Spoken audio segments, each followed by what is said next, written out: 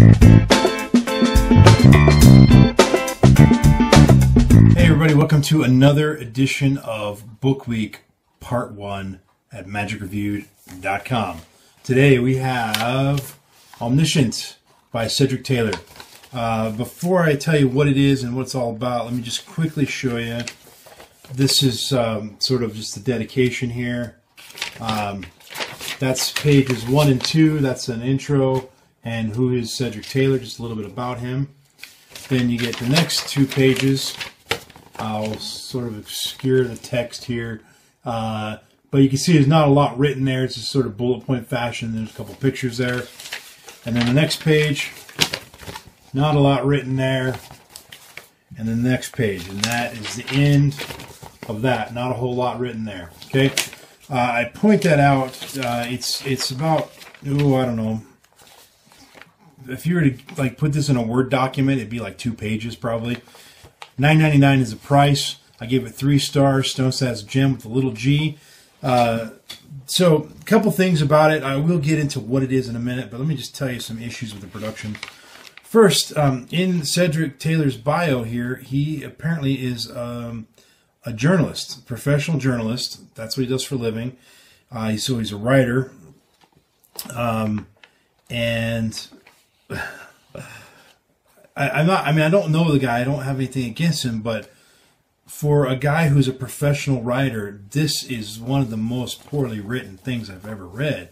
I mean, it is riddled with typos, grammar errors, spelling errors, punctuation errors, incomplete sentences, capitalization errors, on and on and on. I mean, even some of the stuff, a quick run through spell check would have caught those things very easly.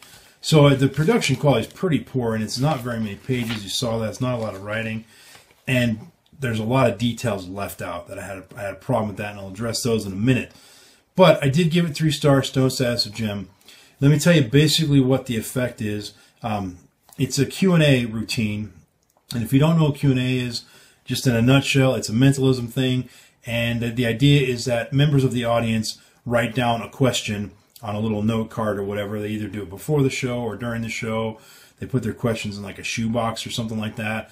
And then there's many ways to present it, but essentially you maybe you pick up one of the things, the billets, it's folded up and so you can't read it. You hold it to your head and you sense that I'm getting a sense that this question is asking about how I'm going to do in school next year or whatever. And then you start giving your answer to, I think you're going to do great if you study hard, or whatever your pat answer is. Then you open it up and you show, it is a question about how I'm going to do in school. There's other ones where it's more of a direct thing, where you go and you actually address the audience member, and you say something like, I think that your question is something about, should you date this new guy you met or whatever. And then you give an answer, and sure enough, that was the question you're thinking of. In that case, there's some cases where they're putting the billets in a fishbowl or a box or whatever. There's other cases where they don't. This routine you're getting here from Cedric Taylor is one where they don't put the billets in the shoebox. In fact, you never touch the billets. So it says that this is a billetless routine, and I would agree with that because you're not handling billets, you're not doing billet switches or anything like that. They're keeping it. So what you've got, you've seen those posters like you're on a bulletin board. It says, lost cat, if found, call me at this number. And then there's little strips of paper that you can just tear one off. They've been pre-cut. What you're doing here is you have a notebook, a spiral-bound notebook that you prepare like that, where they're cut that way. And then they're numbered 1 through whatever. I think you get like 40 on a sheet. And they write their question down. They tear it off because it's already been pre-cut for the most part. And then they keep it. You never see it. You never touch it. You never handle it. They keep it. And then during the show, you're able to walk out into the crowd. And what you might have is like a stack of 3x5 note cards or something, or just some cards or something with numbers written on them. You put them in your pocket. Reach in. You pull out, number 27.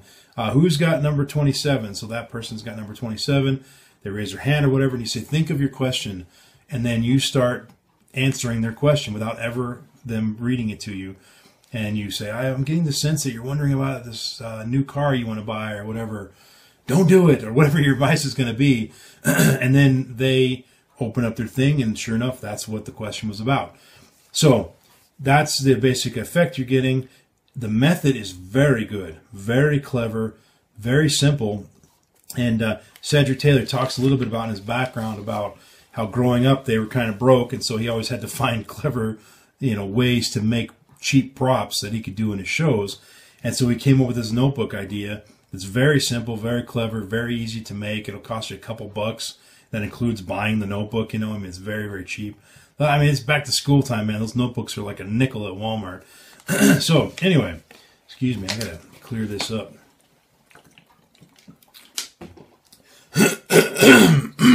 There we go. Sorry, I'm not editing. Anyway, so you're getting a very simple method to make this thing that allows you to have access to the information that you can use during the show. And the cool thing is you don't have to memorize anything, but yet you still be able to freely be out amongst the spectators and do the routines. Very, very smart, very clever. So the reason I only gave it 3 stars, a couple things. Okay, the thing I'm about to read is not why, but I just want to point this out because there's a lot of stuff like this in the book that I don't understand. He makes weird statements. Like he made a statement that says, people are more likely to believe me if I'm using a few sheets of notebook paper than if I was to use an entire clipboard. By the way, it should be if I were to use an entire clipboard. Another one of those grammar errors I was telling you about. But so he's saying that the whole thing is less believable if you had a clipboard with paper on it rather than a spiral-bound notebook. That to me is not a problem that needs solving, folks. Now, his method could actually be used on a clipboard now that I think about it. But he just having it in the spiral note-bound book he feels is more down to earth, which it probably is. But just weird things like that I just didn't understand. But that aside, the reason I didn't give it the greatest rating is because of a couple of things. Number one, in the ad copy it talks about you could use this trick for this presentation, or this concept for this kind of presentation and that kind of effect and this kind of trick and that kind of thing and this and that and that. It's all listed in the ad copy. But in the book, most of those suggestions that it says you could do with it are not even covered in the book. And so it doesn't tell you how you would do it or what. And again, considering that this is such a short written thing, you could have added a few more pages up the value a little bit. The other thing is there are details just missing. Like, for example, he has a close-up version of this, and he says in there that this close-up version, it's I used to do it this way all the time, and it probably needs its own chapter. Sorry, I almost coughed there. Probably needs its own chapter to explain it all, and then he goes on to explain it in like 3 paragraphs. And he left out a lot of details. If I were to want to do this close-up, I don't think I would be able to, because I've got some very simple questions that should have been covered that I don't know the answers to. I don't know how I would do it. And the way the method works, it's not as straightforward in a close-up show as it would be in a stage show. Because in the stage show, they write their questions down before the show, so it's pre-show work in a sense. But how do you do that in a strolling situation? How do you get? I just don't get how he would do that, and then how he would get the information secretly and then get it to where he needs it in the show. He just doesn't cover that at all. Secondly, he has another variation in here where you would use 3 different notebooks, and each notebook would have different types of things you're supposed to write down on them.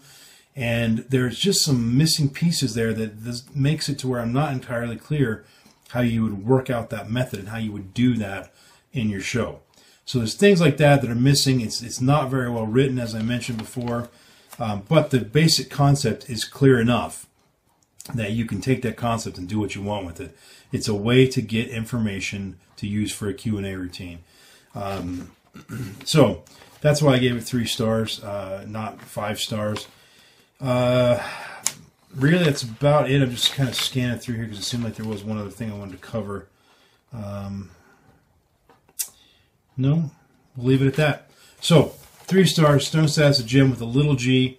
And the final thing for this video is Random iTunes Song of the Moment. Man, you guys know Rainbow? This is a band that Ronnie James Dio used to be the front man. Richie Blackmore was the lead guitarist, and it was basically his band. But L.A. Conncection from Rainbow, that's a great album. I'm a big fan of Dio. He's been in quite a few bands, and I just love his voice. Anyway, I'll put a link to that in the description below. Thanks for watching. See you on the next review. Peace and out.